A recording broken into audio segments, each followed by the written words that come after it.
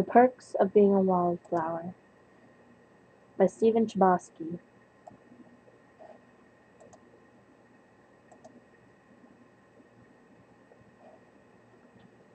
August 25th, 1991. Dear friend, I'm writing to you because she said you would listen and understand and didn't try to sleep with that person at the party even though you could have.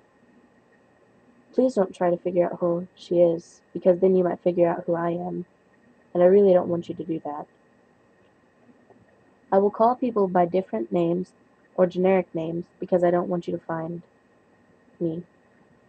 I didn't enclose a return address for the same reason. I mean nothing bad by this, honest.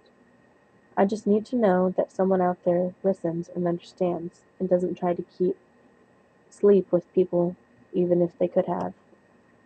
I need to know that these people exist. I think you, of all people, would understand that because I think of you, of all people, are alive and appreciate what that means. At least I hope you do, because other people look for you for strength and friendship, and that's that simple. At least that's what I've heard. So this is my life, and I want you to know that I am both happy and sad. I'm still trying to figure out how that could be. I try to think of my family as a reason for me being this way, because after my friend Michael stopped going to school one day last spring, and we heard Mr. Vaughn's voice on the loudspeaker. Boys and girls, I regret to inform you that one of our students has passed on. We will hold a memorial service for Michael Dobson during assembly this Friday. I don't know how news travels around school and why it is often right. Maybe it was in the lunchroom. It's hard to remember. But Dave, with the awkward glasses, told us that Michael killed himself. His mom played bridge with one of Michael's neighbors, and they heard the gunshot. I don't really remember much of what happened after that, except for that my older brother came to Mr. Vaughn's office in my middle school and told me to stop crying. Then he put his arm on my shoulder and told me to get it out of my system before Dad came home. We then went to eat French fries at McDonald's, and he taught me how to play pinball. He even made a joke that because of me he got to skip an afternoon of school and asked me if I wanted to help him work on his Camaro. I guess it was pretty messy, because he never let me work on his Camaro before. At the guidance counselor sessions, they asked the few of us who actually liked Michael to say a few words. I think they were afraid that some of us would try to kill ourselves, or something because they looked very tense. One of them kept touching his beard. Bridget, who is crazy, said that sometimes she thought about suicide when commercials came on TV. She was sincere, and this puzzled the guidance counselors.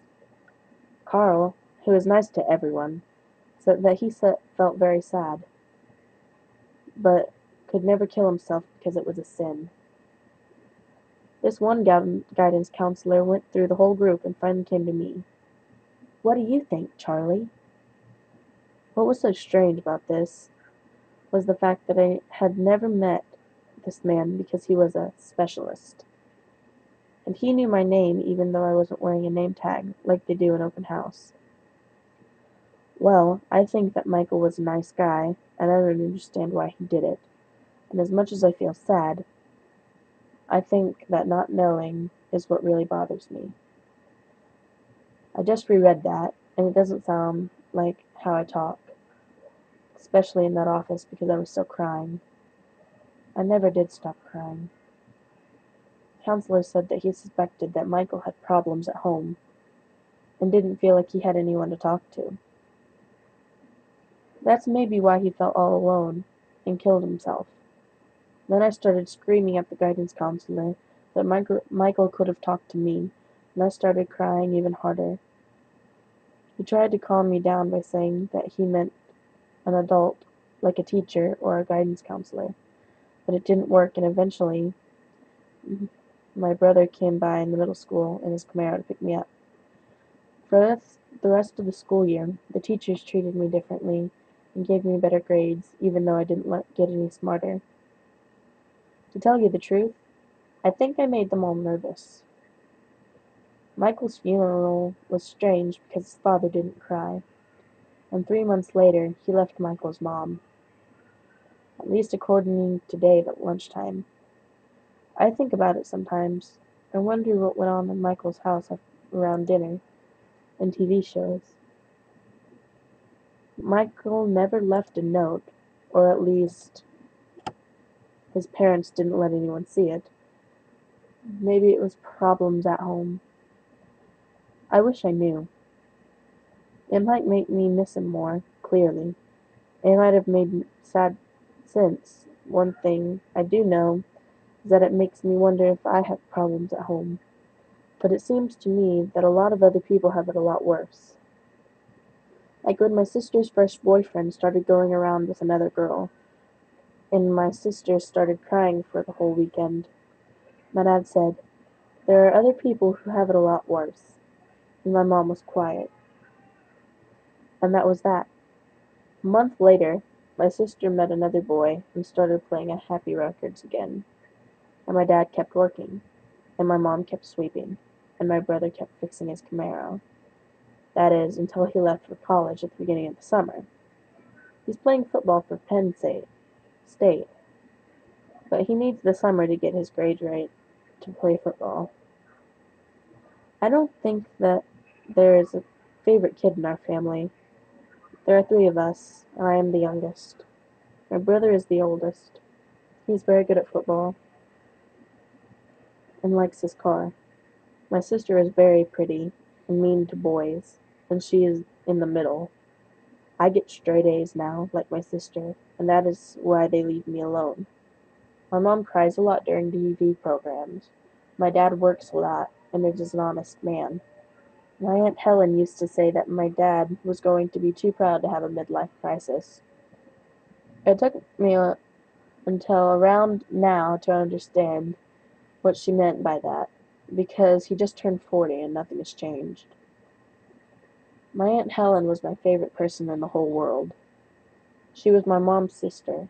She got straight A's when she was a teenager and used to give me books to read.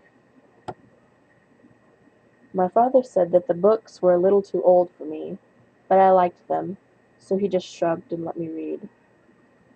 My Aunt Helen lived with the family for the last few years of her life because something very bad happened to her. Nobody would tell me what happened, even though I always wanted to know. When I was around 7, I stopped asking about it because I kept asking like kids always do. My Aunt Helen started crying very hard. That's when my dad slapped me, saying, "You're hurting your Aunt Helen's feelings." I didn't want to do that, so I stopped. My Aunt Helen told my father not to hit me in front of her ever again. And my father said this was his house and he would do what he wanted. And my mom was quiet, and so were my brother and sister. I don't remember much more than that because I started crying really hard, and after a while, my dad and my mom take me to my room. It wasn't till much later that my mom had a few glasses of white wine and told me what happened to her sister. Some people really do have it a lot worse than I do. They really do. I should probably go to sleep now. It's very late. I don't know why I wrote a lot of this down for you to read. The reason I wrote this letter is because I start high school tomorrow, and I'm really afraid of going. Love always, Charlie.